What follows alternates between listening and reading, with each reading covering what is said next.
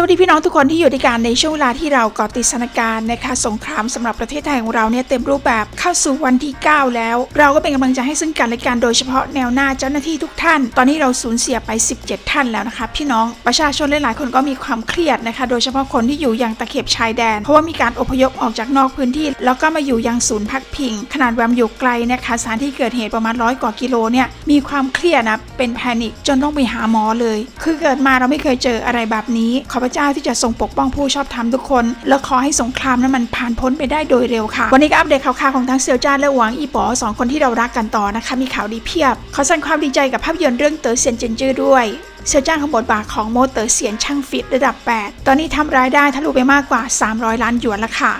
355นะคะก็มากกว่า 1,500 ล้านบาทในช่วงของวันนี้ออฟฟิเชียลของเกิร์ลจือทาวภาพยนตร์เรื่องเต๋อเซียนเจินจื้อได้มีการประกาศนะคะลดราคาตั๋วเข้าชมภาพยนตร์ให้กับผู้ชมทุกคนเนี่ยสามารถที่จะเข้าไปดูภาพยนตร์เรื่องนี้ได้เพราะว่ามันเป็นภาพยนตร์ที่ดีมากจริงๆภาพยนตร์คุณภาพแห่งปีเลยจะเริ่มต้นตั้งแต่ช่วงวันที่19 ธันวาคมค่ะในระยะเวลาที่ผ่านมานะคะสำหรับการให้สัมภาษณ์ของเซียวจ้านกับทีมงานภาพยนตร์เรื่องเต๋อเซียนเจินจื้อเนี่ยก็มีเยอะมากๆสื่อจีนใหญ่ๆในแทบทุกสื่อเลยไม่ว่าจะเป็น CCTV News นะคะจะเป็นสำนักข่าวซินหัวหรือว่าจะเป็นสำนักข่าวทั่วๆไปเนี่ยเยอะมากๆกล้วยป๋อ Entertainment เป็นการสัมภาษณ์ที่แบบยาวบ้างสั้นบ้างนะคะแต่ล้วนแล้วแต่ทำให้เรารู้สึกว่าโอ้โหภาพยนตร์เรื่องนี้มันยอดเยี่ยมมากจริงๆกว่าที่จะถ่ายทำเสร็จกว่าที่จะทำอะไรเสร็จพื้นที่ถ่ายทำเนี่ยมันก็ยากลำบากอยู่แล้วพี่น้องมันไม่ได้ถ่ายทำในเมืองแต่งตัวหล่อๆหรูๆสบายๆแต่เซียวจ้านถ่ายทำเนี่ยท่ามกลางแบบป่าเขาลำเนาไพรรวมกับนักแสดงท่านอื่นๆแล้วก็ชื่นชมนักแสดงเด็กมากๆเลยนะคะ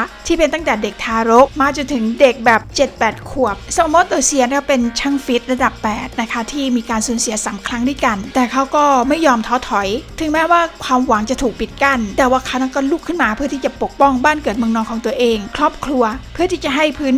แผ่นดินเนี่ยไปถึงลูกหลานด้วยความสงบสุขเซียวจ้านได้ให้สัมภาษณ์พร้อมกับนักแสดงนำหลักนะคะอย่างโจอี้หรานและเพิงอี้ช่างสำหรับการถ่ายทำภาพยนตร์เรื่องเต๋อเซียนเจินจื้อเซียวจ้านนะคะผู้เขียนบทภาพยนตร์คุณหลานเซียวหลงและผู้กำกับคงเซิงนะคะก็ได้มีการให้สัมภาษณ์กับสำนักข่าวซินหัวด้วยเซียวจ้านได้พูดถึงการเติบโตและก็การปกป้องของโมเต๋อเซียนจากภาพยนตร์เรื่องนี้ค่ะคือมันเต็มไปด้วยรายละเอียดและผู้กำกับผู้เขียนบทอย่างคุณหลานเซียวหลงและผู้กำกับคงเซิงเนี่ยแล้วก็นักแสดงนำอย่างเซียวจ้านก็ได้มีการอธิบายนะคะช่วงเวลาต่างๆการเติบโตของตัวละครการเปลี่ยนแปลงของผู้ชมที่แบบอยากรู้อยากเห็นในช่วงของวันที่14นะคะเซียวจ้านเนี่ยได้มีการขอโทษด้วยเนื่องจากว่ามีการโปรโมทภาพยนตร์และเซียวจ้านไม่สามารถจะไปร่วมโปรโมทกับนักแสดงท่านอื่นๆได้เซียวจ้านมีการทักทายว่าสวัสดีครับผมเซียวจ้านนะครับผมแสดงเป็นโมเต๋อเซียนในหนังเรื่องเกิร์ลจือเทามันน่าเสียดายมากๆเนื่องจากว่าภาระของผมในการทำงานผมจึงไม่สามารถที่จะเข้าร่วมรายการเฮียนักแสดงแล้วก็ทีมงานที่ไปเนี่ยผมว่าทุกคนจะได้รับข้อมูลเชิงลึกเพิ่มเติมเกี่ยวกับเต๋อเซียนเจินจื้อนะคะจากเบื้องหลังผ่านการถ่ายทอดสดในช่วงวันที่15 ธันวาคมนี้ก็คือเมื่อวานนะพี่น้องแล้วก็มาเจาะลึกงานที่จริงใจโอบกอดทั้งความอบอุ่นและความเข้มแข็งในนั้นด้วยกันครับตัวอย่างก็มีออกมาเรื่อยๆนะคะพี่น้องท่ามกลางควันสงครามเซียวจ้านมีแชร์ตัวอย่างนะคะจาก CCTV มาด้วยเป็นตัวอย่างแบบยาวมากๆท่ามกลางควันแห่งสงครามเนี่ยเราก็เห็นความกล้าหาญของประชาชนการกระทำเล็กๆน้อยๆของความเมตตาที่มาบรรจบกันเนี่ยความตั้งใจของประชาชนรวมตัวกันเพื่อที่จะปกป้องบ้านเกิดของพวกเขาเกิร์ลจือเทาฉายแล้วนะครับในโรงภาพยนตร์เจอกันที่นั่นเลยมาถึงส่วนบทการสัมภาษณ์ต่างๆนะคะเริ่มจากผู้เขียนบทค่ะคุณหลานเซียวหลงก็มีการเปิดเผยด้วยนะคะว่าเซียวจ้านเนี่ยได้สอนลูกสาวของเขาเนี่ยให้วาดรูประยะเวลา1-2 ชั่วโมงในระหว่างการให้สัมภาษณ์กับPeople Dailyผู้เขียนบทนะคะยังแบ่งปันกับคำประทับใจแรกของเขาที่มีต่อเซียวจ้านโดยบอกว่าเขาเป็นคนที่มีสมาธิแล้วดูฉลาดมากๆแล้วคุณไม่จำเป็นจะต้องพูดคุยกับคนที่ฉลาดมากขนาดนี้เพราะว่ามันจะขัดขวางประสิทธิภาพของเขาเท่านั้นดังนั้นจึงตัดสินใจเลือกทันทีหลังจากที่เจอเซียวจ้านเป็นครั้งแรกเซียวจ้านเป็นคนที่ใส่ใจในทุกๆรายละเอียดจริงๆเลยนะคะหนังถึงได้ออกมาสมบูรณ์แบบนี้สำหรับในการแสดงเรื่องเกิร์ลจือเทาก็มีคนจำนวนมากที่พูดภาษาถิ่นรวมถึงภาษาฉงชิ่งด้วยเซียวจ้านบอกว่าเนื่องจากว่าผมมาจากฉงชิ่งครับแล้วมันก็เกิดขึ้นที่บอกว่าผมไม่ได้พูดภาษาถิ่นฉงชิ่งในระหว่างการถ่ายทำดังนั้นผมจึงกระตือรือร้นที่จะสอนคนอื่นเกี่ยวกับมาตรฐานคือเซียวจ้านจะสอนสำเนียงให้ตรงเป๊ะอะไรแบบนี้แล้วผมก็จะแก้ไขหากว่าเขาพูดอะไรที่มันแบบ ไม่ตรงเป๊ะประมาณว่าผิดไวยากรณ์ไม่ได้มาตรฐานอะไรแบบนี้และการให้สัมภาษณ์กับสำนักข่าวซินหัวนะคะเซียวจ้านกับผู้เขียนบทหลานเสี่ยวหลงและผู้กำกับคงเซิงเนี่ยก็ได้มีการพูดถึงการเติบโตและการปกป้องของโม่เต๋อเซียนจากภาพยนตร์เรื่องนี้คือทำให้ผู้ชมเนี่ยประทับใจมากๆเรื่องราวของครอบครัวเล็กๆที่มีฉากสงครามอยู่เป็นแบ็กกราวด์และภาพยนตร์เรื่องนี้ก็เต็มไปด้วยรายละเอียดโดยผู้เขียนบทหลานเสี่ยวหลงแล้วก็ผู้กำกับคงเซิงและก็นักแสดงนำเสี่ยวจ้านก็มีการอธิบายทุกสิ่งทุกอย่างแบบละเอียดมากๆผู้เขียนบทเรื่องนี้คุณหลานเสี่ยวหลงนั้นบอกว่าเสี่ยวจ้านและโม่เต๋อเซียนนะพี่น้องมีนิสัยที่ค่อนข้างคล้ายกันด้วยเสี่ยวจ้านและก็เต๋อเซียนมีนิสัยค่อนข้างคล้ายกันครับทั้งคู่มีจิตใจที่อบอุ่นไม่ปฏิบัติต่อผู้อื่นที่แบบทิ้งขยะทางอารมณ์และมีสมาธิแล้วก็ฉลาดมากๆเสี่ยวจ้านบอกว่าผมเป็นนักปฏิบัตินิยมครับผมคิดเสมอว่าการทำให้ดีที่สุดในปัจจุบันนั้นมันเพียงพอแล้วและผู้กำกับคงเซิงเปิดเผยกับ People Daily นะคะว่าเสี่ยวจ้านเนี่ยทำให้เขารู้สึกประหลาดใจมากๆเพราะว่าเซียวจ้าเป็นคนขยันขันแข็งมีทัศนคติในการทำงานที่ดีมากๆนอกจากนี้เขายังมีดวงตาที่ไร้เดียงสาซึ่งมันเหมาะอย่างยิ่งกับตัวละครของโม่เต๋อเซียนแล้วเมื่อถูกถามว่าอะไรที่เป็นแรงผลักดันให้เซียวจ้ารับบทบาทในภาพยนตร์เกิดจือเทากับบทบาทโม่เต๋อเซียนเซียวจ้าบอกว่าไม่มีใครสามารถจะปฏิเสธการรวมกันของผู้กำกับคงเซิงแล้วก็ผู้เขียนบทหลานเสี่ยวหลงแล้วก็เดลาเอนเตอร์เทนเมนต์ใช่ไหมครับนี่เซียวจ้าตอบเอาใจทีมงานมากๆเลยนะคะและนอกจากนี้หลังจากที่ผมอ่านบทแล้วผมรู้สึกว่าตัวละครทุกตัวมันน่าสนใจมากแล้วก็มีบุคลิกเฉพาะตัวและบางบทมันก็ควรค่าแก่การให้เราได้ไตร่ตรองผมจำได้ว่าอ่านบทหลายครั้งเมื่อตอนที่ผมเริ่มอ่านครั้งแรกแสดงว่าเซียวจ้าตกหลุมรักภาพยนตร์เรื่องนี้ค่ะนอกจากนั้นยังมีนักแสดงยอดเยี่ยมที่แสดงในภาพยนตร์เรื่องนี้อีกด้วยค่ะเซียวจ้าก็บอกว่าผมลืมไปว่ายังมีเผิงวิชาแล้วก็โจอี้หลานและนักแสดงที่ยอดเยี่ยมอีกมากมายเป็นส่วนหนึ่งในการตัดสินใจที่จะรับแสดงภาพยนตร์เรื่องนี้ด้วยค่ะทีมงานก็ยิ้มแป้นกันไปเลยเซียวจ้านเป็นคนที่มีสมาธิแล้วก็เป็นคนที่ฉลาดนะคะทำให้ผู้กำกับนี่ตัดสินใจเลือกเขามีมนุษยสัมพันธ์ที่ดีมากๆแล้วชีวิตประจำวันในที่เห็นนะภาพเบื้องหลังออกมาเนี่ยช่างฟิตคนนี้มีชีวิตที่มีระเบียบวินัยมากๆและมีการพูดถึงลูกชายในเรื่องของเซียวจ้านด้วยนะตอนนี้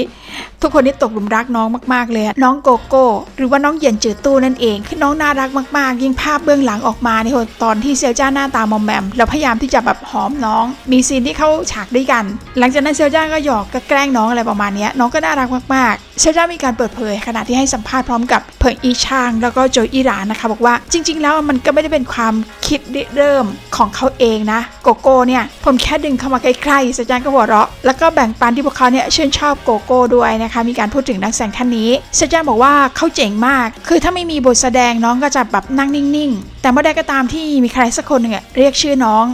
งก็จะตรงมาหาทันทีซึ่งพวกเขาก็พบว่าน่ารักมากจริงๆและเมื่อถูกถามว่าพวกเขาเนี่ยได้ทานอาหารว่างกับน้องหรือเปล่าเซียวจ้านก็บอกว่าเขาให้อาหารแล้วก็ให้ขนมกับโกโก้เพราะบางครั้งเนี่ยเขาก็มาหาเซียวจ้านที่พักที่เซียวจ้านไม่ได้เข้ากล้องน้องก็ไปหาด้วยพิธีกรก็ถามว่าฉันดูภาพเบื้องหลังก็มีซีนที่นั่งบนตักจาน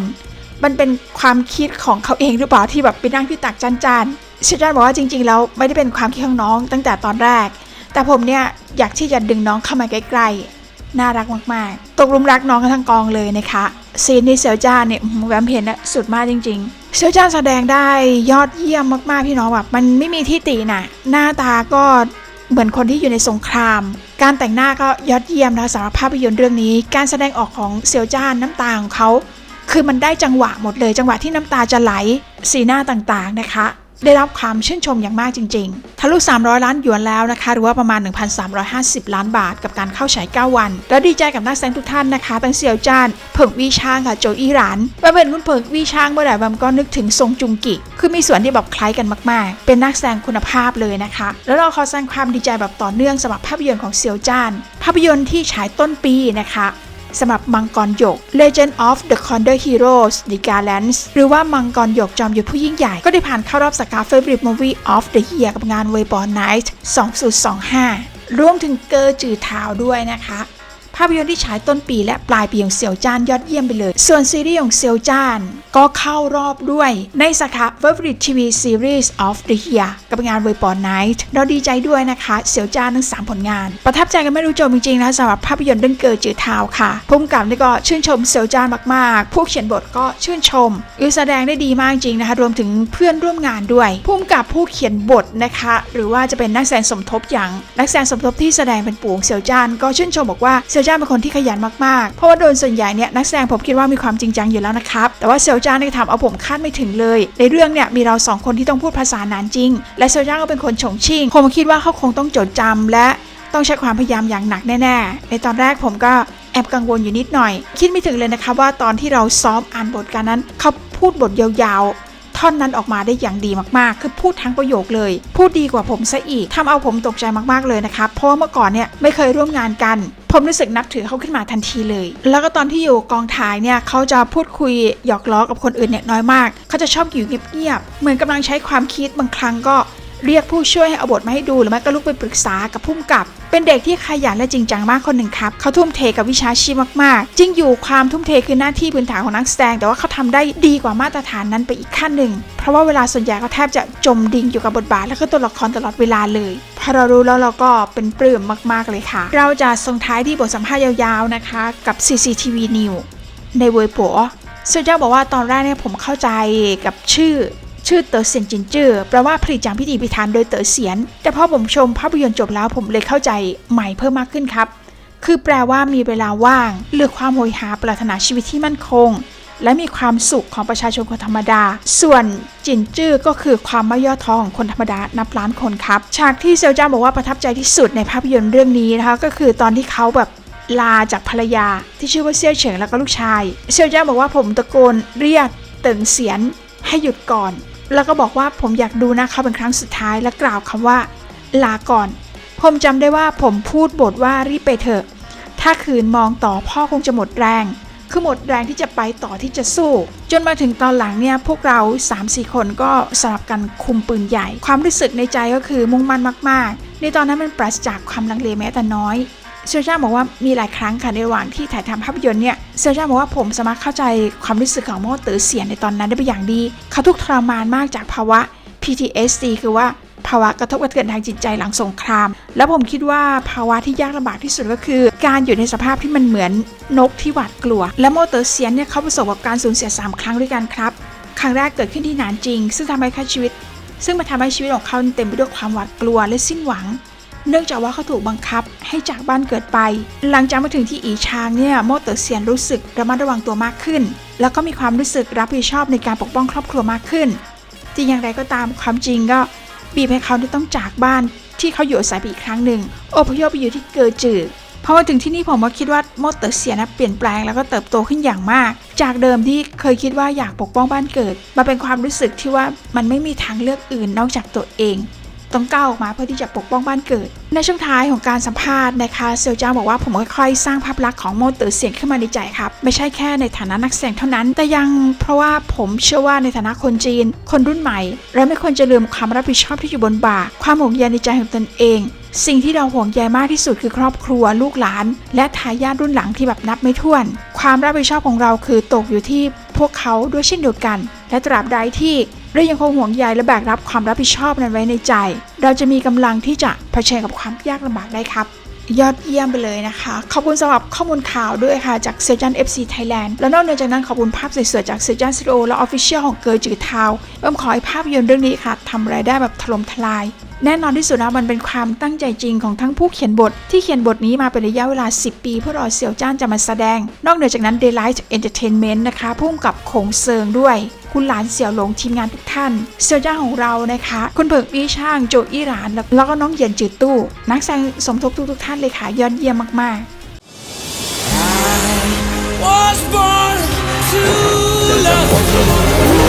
我长时间不骑马，我真的是体力痒痒。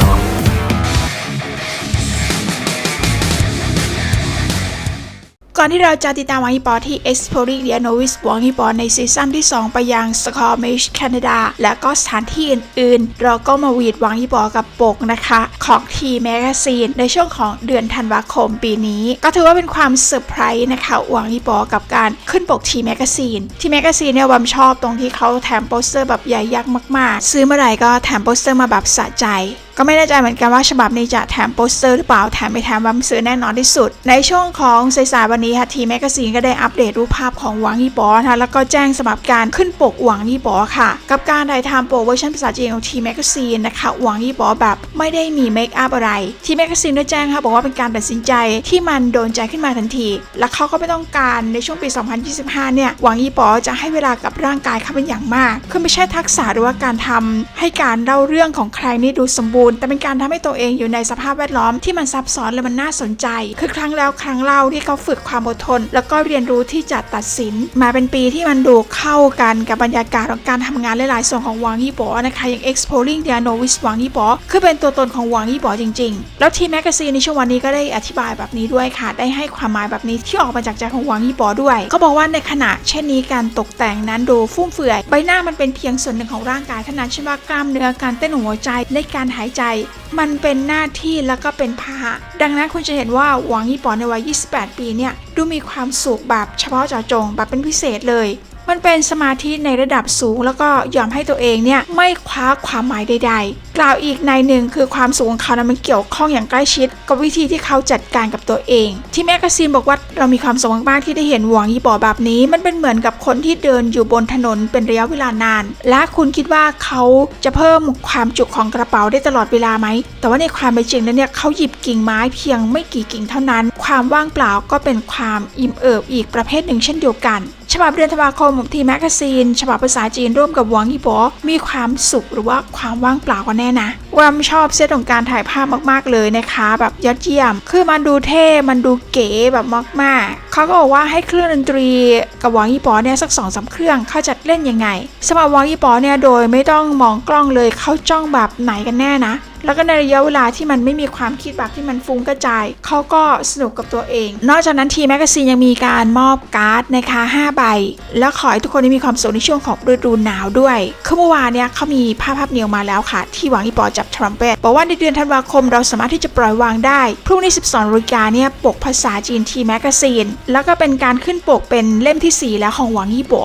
เดือนนี้มีอะไรเยอะแยะมากมายแน่ๆค่ะกับหวังยี่ป๋อเพราะว่าหวังยี่ป๋อเนี่ยก็ต้องปล่อยเพลงใหม่ด้วยรวมถึงการแสดงที่สถานีต่างๆแล้วก็จะรอสั่งซื้อบริการนะคะสำหรับทีแมกกาซีนที่ขึ้นปกโดยหวังยี่ป๋อแล้วก็มีเซตผ้าแฟชั่นที่แบบดูเท่ๆและตอนนี้เรามาที่ Exploring the Novice หวังยี่ป๋อกันบ้างค่ะยิ่งดูเราก็ยิ่งมีความสุขนะคะเราก็อยากที่จะดูผ่านทางแบบเวอร์ชันที่มันยาวๆอย่าง HBO หรือไม่ก็ทางด้านของ True Vision เนี่ยเมื่อไหร่เขาจะเอามาเราก็รออยู่เพราะว่าซีซั่นที่2เนี่ยหวังยี่ป๋อมีความเป็นตัวของตัวเองมากๆแล้วมันแบบโหมันน่ารักมากจริงๆโดยเฉพาะการไปตกปลาของหวังยี่ป๋อนะคะก็ได้ปลาแซลมอนมาได้ปลามาหวังยี่ป๋อนี่ก็พูดแบบที่รักเรียกปล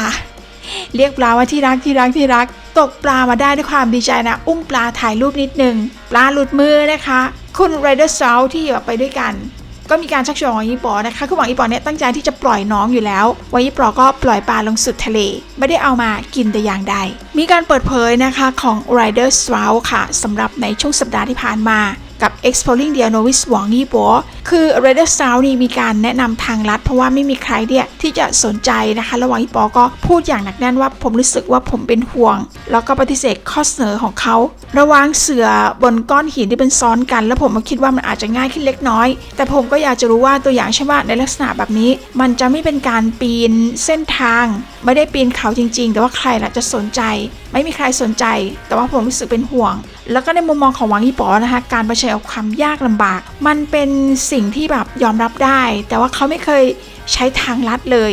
คือไม่เคยลักไก่หวังยี่ป๋อลำบากก็ลำบากพี่น้อง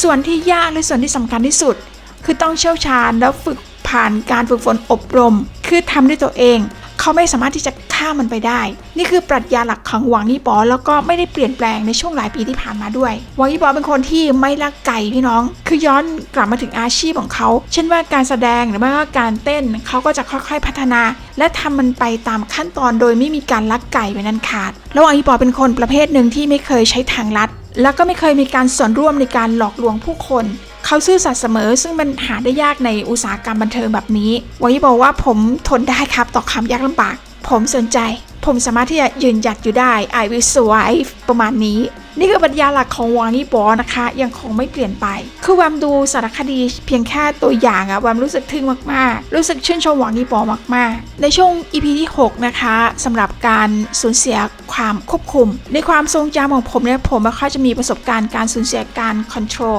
และดูเหมือนว่ามันไม่มีอะไรที่จะทำให้ผมเต็มใจที่จะสูญเสียการควบคุมในทุกสิ่งผมชอบที่จะควบคุมมากกว่าการควบคุมไม่ได้และในการปีนหน้าผามันมีความสมดุลอย่างต่อเนื่องระหว่างการควบคุมและการสูญเสียการควบคุมคือคุณจะต้องค่อยๆสำรวจแล้วก็ทดลองครับมิฉะนั้นคุณจะไม่รู้เลยว่าขีดจำกัดของคุณมันอยู่ที่ไหนกันแน่แล้วคนเนี่ยเข้าไปมีปฏิสัมพันธ์นะคะกับ Exploring the Novice หวังยี่ป๋อเนี่ยมันเยอะมากๆพี่น้องโดยที่ Tencent Video เนี่ยต่อ EP เนี่ยนับเป็น10 ล้านครั้งแล้วมันก็ทำลายสถิติการแบบคนเข้าไปจอยการตอบโต้กันแบบอย่างสูงมากๆหรือว่ากำแพงของ Tencent Video นี่แตกกันเลยข้างหนึ่งสำหรับเรื่องราวสารคดีประจำปี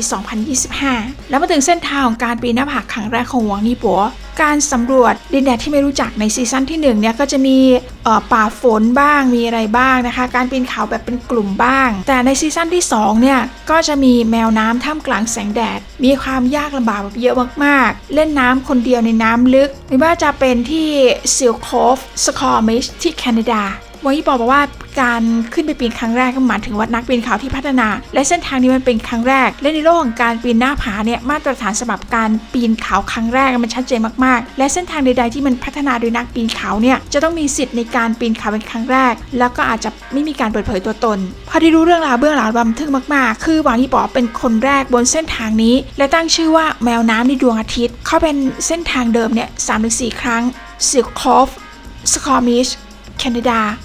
แมวน้ำในแสงแดดแล้วก็สำหรับการขึ้นปีนครั้งแรกนักปีนเขาที่พัฒนาและเส้นทางนี้เป็นครั้งแรกเนี่ยในซีซั่นที่1นะคะว่า Monkey Mountain คือภูเขาลิงสำหรับการสำรวจในซีซั่นแรกและการปีนเขาเดี่ยวของเขาเนี่ย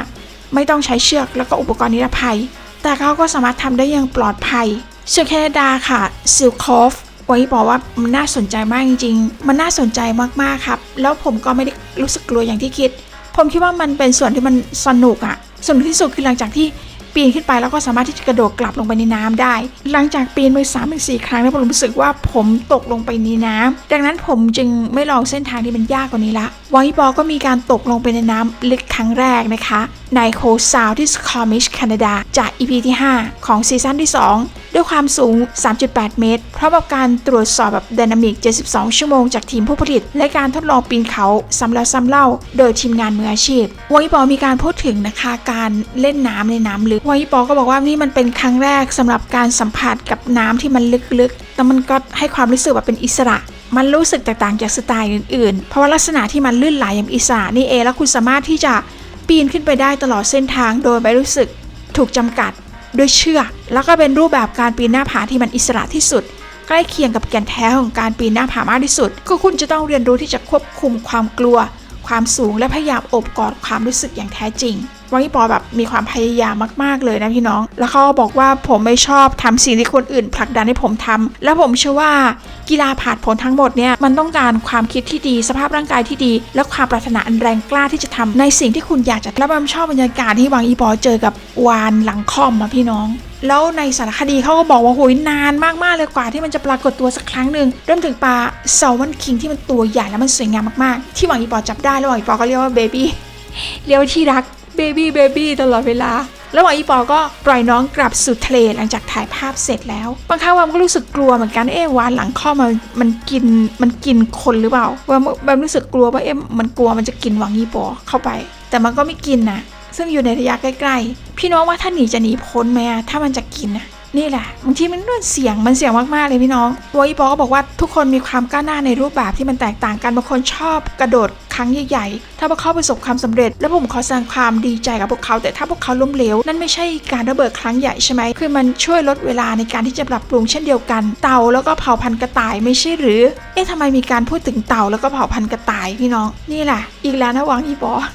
แบบเมื่อกี้ถึงเซียวจ้านเต่าแล้วเผ่าพันธุ์กระต่ายผมคิดว่าผมเป็นคนประเภทที่จริงจังนะครับแล้วก็ขยันมากๆก้าวหน้าอย่างช้าๆแทนที่จะตายผมท้าทายตัวเองด้วยความท้าทายที่ผมเชื่อในสิ่งนั้นและนั่นทำให้ ผมมีความสุขแล้วก็สำหรับการเจอวาฬหลังค่อมที่สคอมิชพี่น้องนี่แหละคือมันหายากมากๆที่เราจะเห็นมันได้แบบโดยธรรมชาติสำหรับวาฬหลังค่อมที่สคอมิชที่แคนาดาแล้วก็เจอได้ในครั้งแรกเลยโอ้โหยอดเยี่ยมไปเลยขอบคุณพระเจ้าที่หวังอีปอได้เจอวาฬหลังค่อมแล้วมันก็ขอบคุณพระเจ้าที่หวังอีปอไม่ถูกมันกินหรือว่าอะไรจากข้อมูลของคุณไรเดอร์สตราวที่ไปกับหวังอีปอตลอดเนี่ยเขาบอกว่านี่เป็นครั้งที่2ที่เขาได้เห็นวาฬหลังค่อมในระยะเวลา10 ปีเลยพูดไปเท่าไหร่ก็ไม่จบนะพี่น้องแบบดีใจมากๆค่ะกับสารคดีนี้นอกเหนือจากนั้นก็ยังได้รับรางวัลเยอะแยะมากมายสำหรับหวังอีปอ